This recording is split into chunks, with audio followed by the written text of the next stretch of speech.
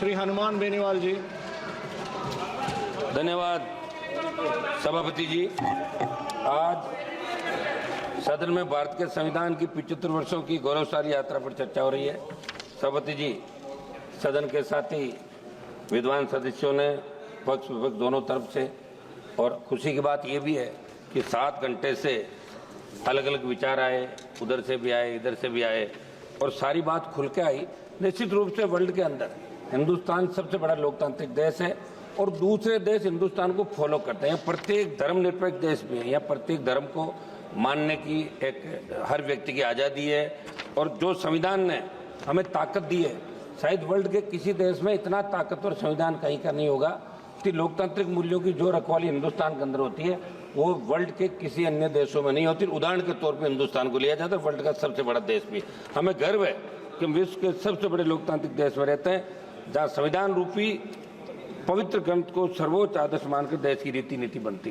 सभापति महोदय, मैं 13 दिसंबर 2001 को हमारी संसद पर हुए आतंकी हमले में शहीद होने वाले सुरक्षा कर्मियों और कार्मिकों को नमन करता हूँ। मैं नमन करता हूँ बाबा साहब भीमराव अंबेडकर जी, सर छोटू राम जी, शिवाजी महाराज, महाराजा सूरजमल जी, चंद्रशेखर आजाद जी, अशफाक उल्लाह खान जी और भगत सिंह जी तथा सुभाष चंद्र जी बोस और उनके जैसे वीरों और महापुरुषों को नमन करूंगा।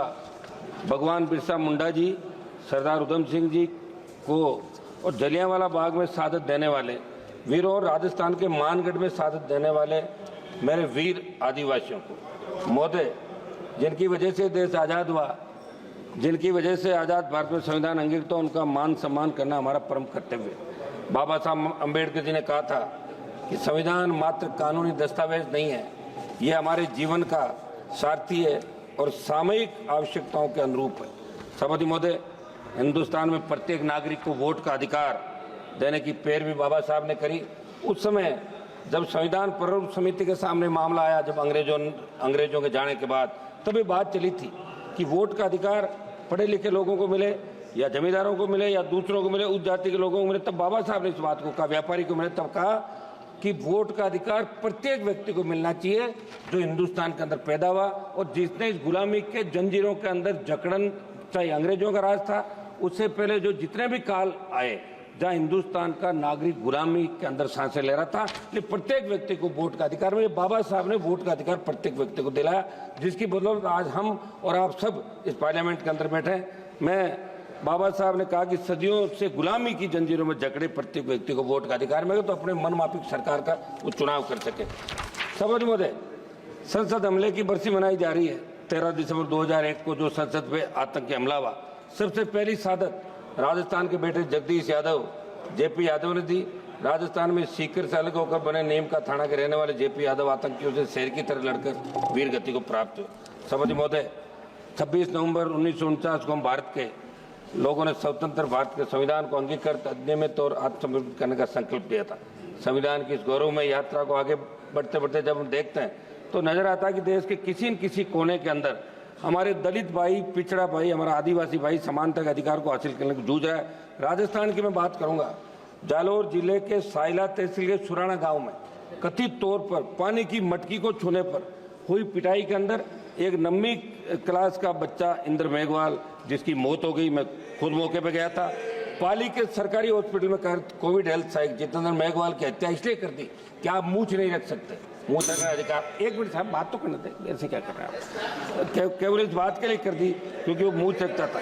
हाल ही में बालोतरा में किस्ताराम मेघवाल की हत्या कुछ लोगों ने कर दी। मेरे संसद क्षेत्र की खींवसर विधानसभा क्षेत्र के तांतवास गांव में मेघवाल समाज के परिवारों को दबंगों ने पीटा, मगर कोई कार्रवाई वहां की पुलिस नहीं कर रही, जहाँ राजस्थान के अंदर आपकी सरकार आती है।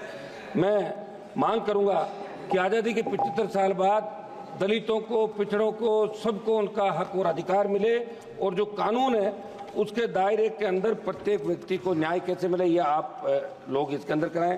राष्ट्रपति महोदय ने 26 नवंबर 2024 को कहा था कि बाबा साहब अम्बेडकर जी की प्रगतिशील और समाज सोच के छाप हमारे संविधान पर अंकित है। इस बात को देश की सरकार आमसद करे और सोचे कि बाबा साहब की समाज सोच के अनुसार कार्य क्यों नहीं कर रहे हैं। भाजपा के साथी सदस्यों ने देश में लगाया गया आपातकाल का जिक्र किया। हम भी ये कहते हैं कि आपातकाल गलत लगा था, बहुत से लोगों को तकलीफ पड़ी, बहुत से लोगों को जेलों में रहना पड़ा, ये अच्छी नहीं थी, लेकिन इंदिरा गांधी जी की दृढ़ इच्छा शक्ति ने एक झटके में बांग्लादेश को पाकिस्तान चालक कर दिया था और पाकिस्तान को सबक सिखाया था। इस बात को भी आपको याद रखना है। एक मिनट साहब, समय दें साहब आप। हम उस समय तो घोषित आपातकाल कर, लेकिन आज जो अघोषित आपातकाल है उसका क्या कोई भी सिस्टम के खिलाफ बोले? सीबीआई ईडी जैसी एजेंसियां उनकी आवाज को दबा देती है। लोकतंत्र में सभी अधिकार समान रूप से लागू होने के बावजूद इस देश के अन्नदाताओं को एमएसपी पर कानून बनाने की मांग, काले कानून वापस सैन्य मांगों के लिए लंबा आंदोलन करना पड़ा। सब मतलब 1-2 मिनट में मेरी बात समाप्त कर रहा हूँ। 700 से ज्यादा किसान शहीद हुए।